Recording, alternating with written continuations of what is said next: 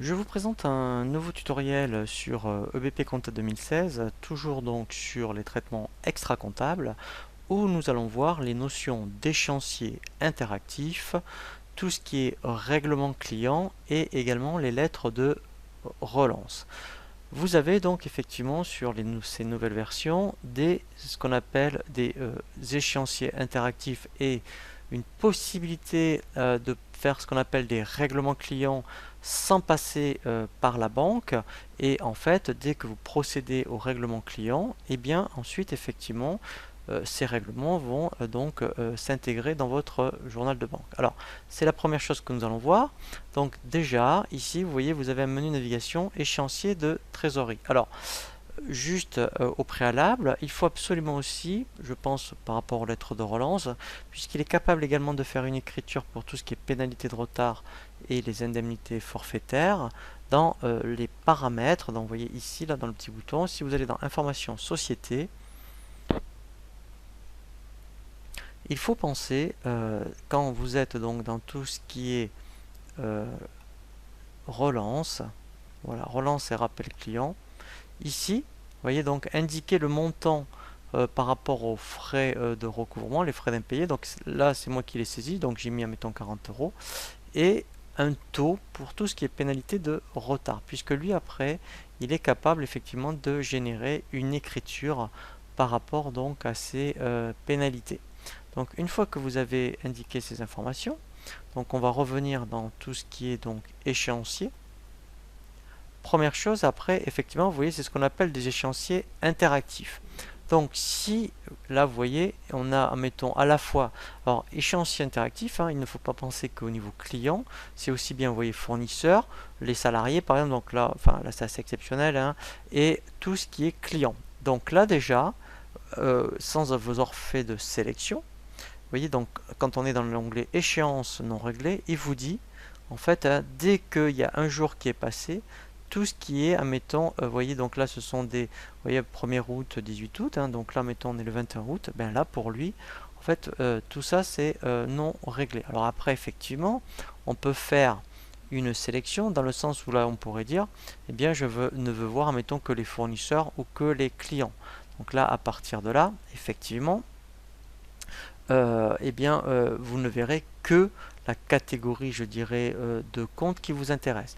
Alors, on va y revenir sur ces notions d'échéancier interactif par rapport aux échéances à relancer. Maintenant, là, ce que l'on va voir, effectivement, c'est les règlements. Donc, vous voyez que maintenant, on peut aussi, alors c'est assez exceptionnel hein, de passer par là, c'est parce que c'est pas comptable, mais aujourd'hui, vu les possibilités du logiciel, hein, on peut procéder à des règlements, non pas par le journal de banque, mais par cette fonctionnalité, et qui vont directement donc se mettre dans le journal de banque. Donc, si par exemple, eh bien, je voudrais, mettons, voir, mettons, faire un règlement. Donc là, je fais ajouter. Je vais donc ici après chercher, alors je vais voir si mettons un fournisseur par exemple. Voilà. Donc là, vous voyez, je demande le compte EDF. Et là, il me dit, vous voyez, tout ce qui est, mettons, non réglé. Donc là, si, admettons, je voudrais régler celle-ci, vous voyez, 80 euros. Eh bien, en fait, ce que je vais indiquer ici, c'est le montant du règlement. Voilà. Et ensuite, je vais pointer ce règlement en fait avec la facture. Donc là, mettons si c'était des à nouveau, voilà, voilà. Et lui en fait, vous voyez, il me l'a bien pointé. Donc elle est la date du 21 août. Voilà, donc je peux préciser aussi, mettons que je règle par chèque, par exemple. Voilà, et là, si je fais enregistrer et fermer, constate ensuite, vous voyez directement le règlement que j'ai fait donc auprès du fournisseur EDF. Donc après, je peux faire la même chose pour les clients, vous allez voir. Comme ça, après, on va voir comment ça se passe par rapport au journal de banque. Donc là, pareil, je vais rajouter, donc là, je suis bien au niveau des clients, je vais rajouter un réglementaire. Donc là, je choisis un client pour lequel j'ai des factures en cours. Donc là, vous voyez, mettons, j'ai une facture de 400 euros qui n'a pas été réglée. Donc là, je mets 400. Voilà. Je fais pointer. Et là, quand je l'enregistre et je ferme, pareil, vous voyez, je la vois directement ici dans l'historique. Donc après, ce qui est intéressant, c'est que quand je suis après, vous voyez, dans mon journal de banque, je vais pouvoir constater, voilà, vous voyez mon règlement EDF et l'encaissement du client Martin. Donc ça c'est intéressant parce que comptablement c'est EBP qui le fait pour vous. Ensuite, maintenant, effectivement, ce qui est intéressant, c'est par rapport à ces échéanciers interactifs. Donc là, si je regarde par exemple, vous voyez, donc au niveau client, donc là je vois que au niveau client, il me reste donc ce client qui ne m'a toujours pas réglé, puisque je suis dans l'onglet échéance non réglée. Donc ici, voilà, donc là je vois que ce client ne m'a pas réglé et j'ai la même chose. Donc vous voyez ici par échéancier interactif pour les fournisseurs, là je vois que j'ai encore ce fournisseur là à régler.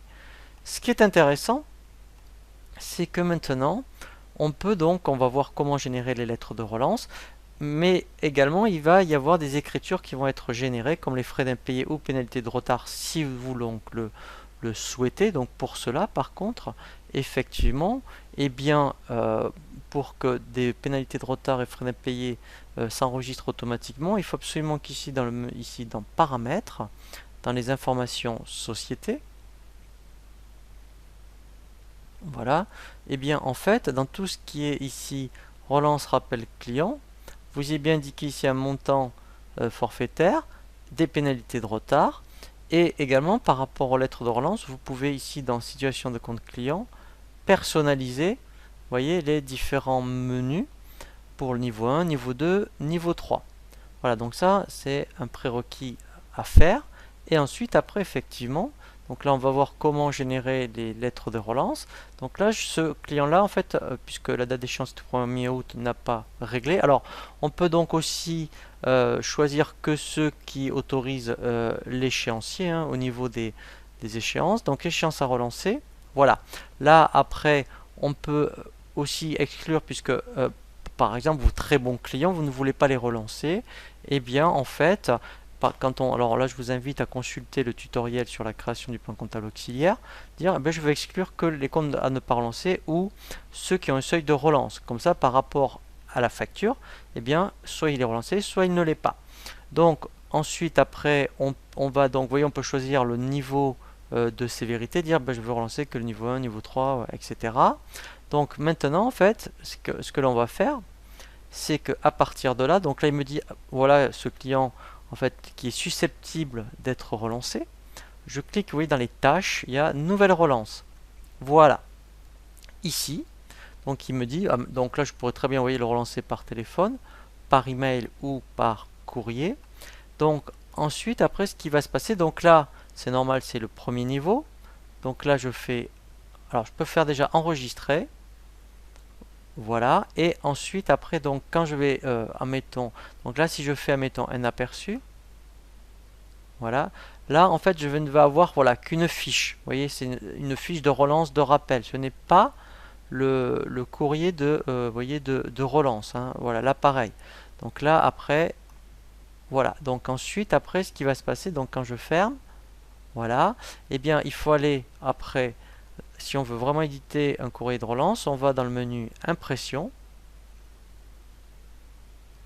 Voilà. Et dans le menu impression, vous avez ici situation de compte. Alors, si on prend, mettons avec détail, comme ça au moins le client verra bien après toutes les factures qui ne sont pas réglées, qui sont en retard. Donc je double-clique dessus. Voilà. Donc là, bien sûr, je ne veux, mettons, que les clients, voilà, et comptes rattachés. Ici, vous voyez, je dis je ne veux que le message de niveau 1. Voilà. Et là, mettons, quand je fais aperçu,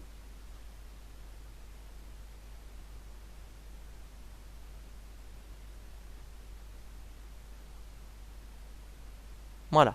Donc là, je peux voir que, vous voyez, j'ai bien ma lettre de relance, vous voyez, donc de niveau 1. Voilà, donc ça, c'est vraiment très très intéressant. Et ensuite, après, donc quand je reviens dans tout ce qui est échéancier, voilà, ici, interactif, voilà. Voilà, donc là, après, si je refais donc dans échéance à relancer, voilà. Donc là, j'ai bien ma nouvelle relance.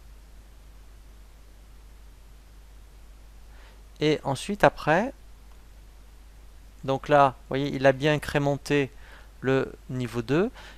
Et ce qui est intéressant, c'est que je peux donc au niveau comptable, appliquer, vous voyez, les pénalités de retard. Si je fais OK par exemple, là il va me montrer, vous voyez, l'écriture qui me proposerait de passer pour tout ce qui est facturation et frais de pénalité.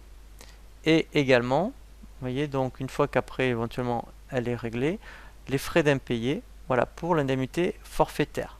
Voilà, donc ça c'est nouveau, c'est vraiment très très intéressant et vous pouvez le mettre en place, enfin, surtout pour des factures qui sont relativement importantes, ben, comptablement, donc le faire valoir.